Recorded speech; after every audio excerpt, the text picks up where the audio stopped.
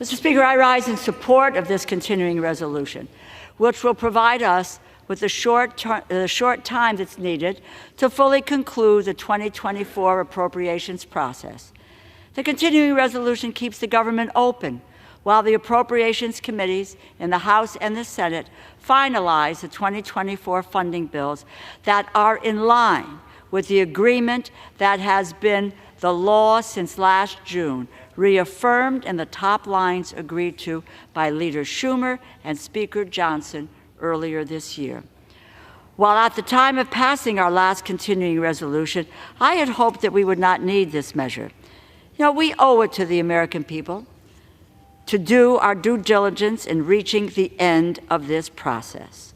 I appreciate the respectful bipartisan cooperation that took place to put forward this continuing resolution and move us closer to the finish line. There is now a shared understanding that the ultimate conclusion to the saga of 2024 funding will be in the appropriations bills that earn the support of Democrats and Republicans in the House and the Senate, bills that will likely need to pass under suspension of the rules, like the bill we are considering today. In addition to passing the 12 appropriations bills, Congress still must respond to President Biden's request for our urgent national security needs. There is no time to waste.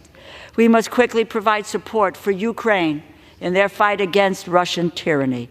We must provide support for our Indo-Pacific and Middle East allies. And crucially, we cannot wait any longer to provide humanitarian aid for the civilians caught in the crossfire of these conflicts.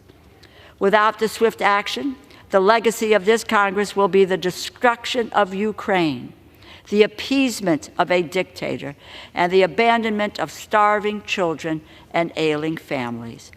We must come to a bipartisan compromise and show the American people that Congress is still able to address urgent needs, show the world that America is still unwavering as a defender of democracy wherever it is being fought for. Congress must avoid a shutdown.